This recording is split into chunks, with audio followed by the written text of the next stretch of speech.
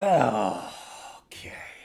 Had to bust out the Hellboy shirt today because I don't have a Batman shirt because my wife threw it away years ago. And she still owes me a new one.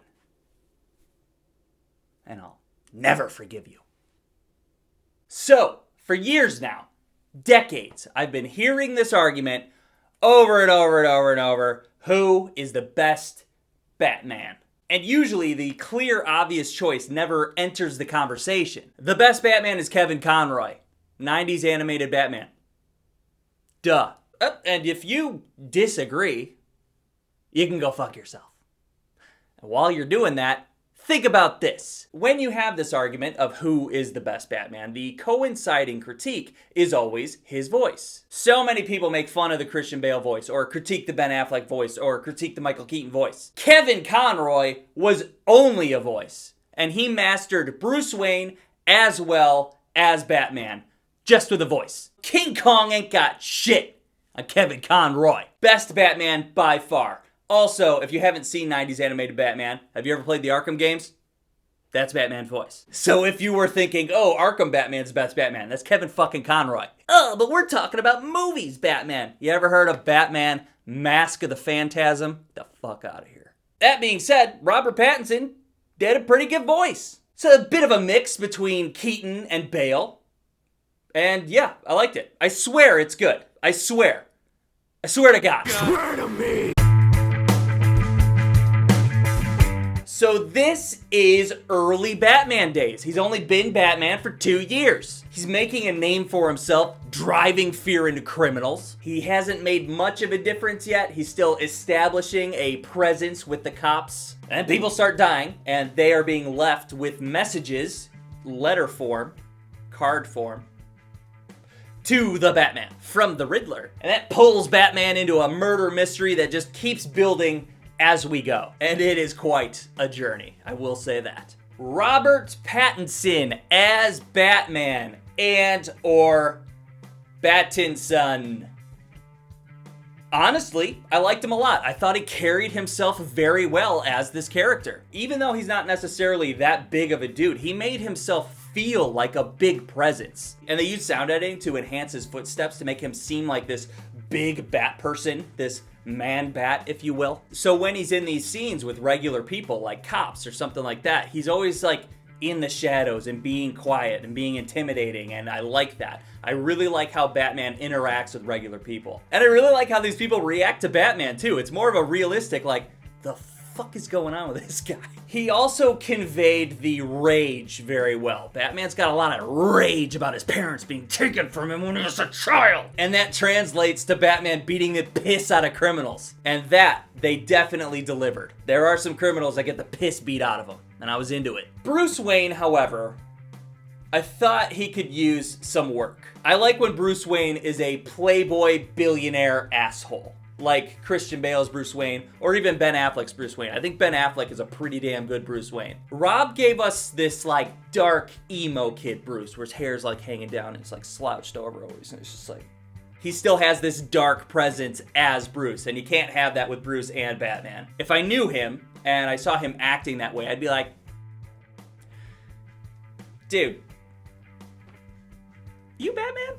Andy Serkis is a good Alfred, and I think his attitude was absolutely appropriate for this whole Batman situation. Imagine raising this sad, angry orphan for like 15 years, and then he just disappears for like 6 years. And then when he shows up again, he's like, hey, I'm a ninja now, and I'm gonna dress up like a bat every night to beat the fuck out of thugs to save the soul of Gotham.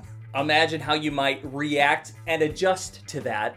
Have to adjust your life to this adopted son of yours being the motherfucking Batman.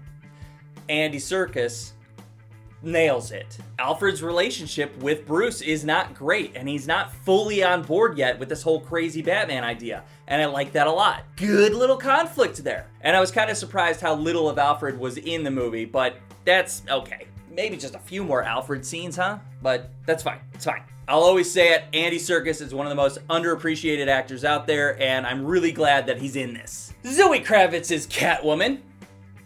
Another great job.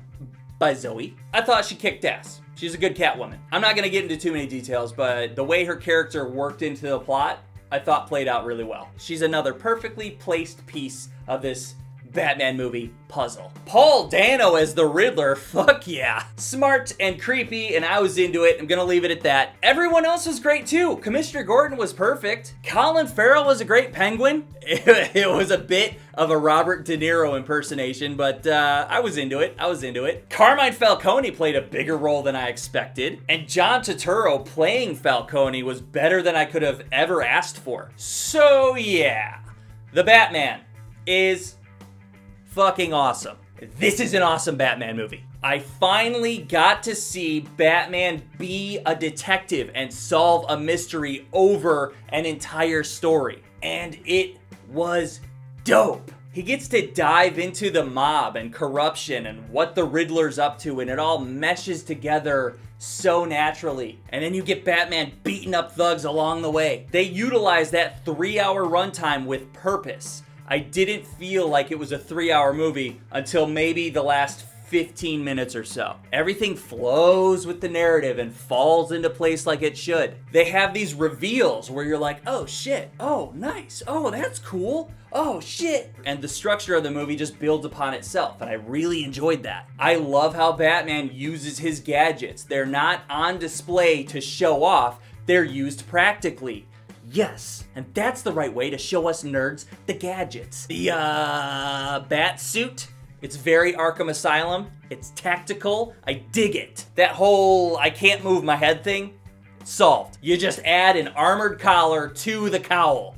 Good to go. We also didn't see the Batmobile for a while, and when they finally revealed it to us, I was like, oh. As a city was good. I prefer it in other movies, but it's always good to see bits and pieces of Chicago in there. It was big, it was dirty, it's how I want Gotham to be. Personally, I thought the music was like perfect. Yeah, they play some deep, dark Nirvana chords, which is very fitting, but the musical score is like spot on, and it pays tribute to previous Batman movies. And just the music was able to pull some nostalgia out of me that I was not expecting. I do have some slight nitpicky issues though. This movie had too many endings. I thought it was wrapping up like 3 or 4 times, but they just kept adding more scenes that I didn't feel were necessary. There's a bit of monologuing going on in this, and Batman has a pretty specific monologue that I didn't think were very Batman things to say.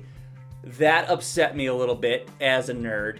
There's also a cameo in the end that I would have preferred to exclude entirely. I understand this cameo. I get it. Unnecessary. Just unnecessary. We don't need it, but I get it. Straight up, I love this movie. Loved it. It's a take on Batman that we haven't really seen yet that I've always wanted to see. And the director, Matt Reeves, gave me the Batman that I've always wanted to see, and it made me a happy nerd. I thought it was an awesome fucking movie, okay? See ya. Subscribe! So this movie's obviously gonna make a shit ton of money. And Joker made a shit ton of money. It made like $1 billion. Maybe now DC and Warner Brothers can see what's happening and move their movie universe in that direction. Maybe hire ambitious creative directors to create ambitious creative comic book movies with great stories. I think we'd all love that, and we would keep paying money to see those stories, all right?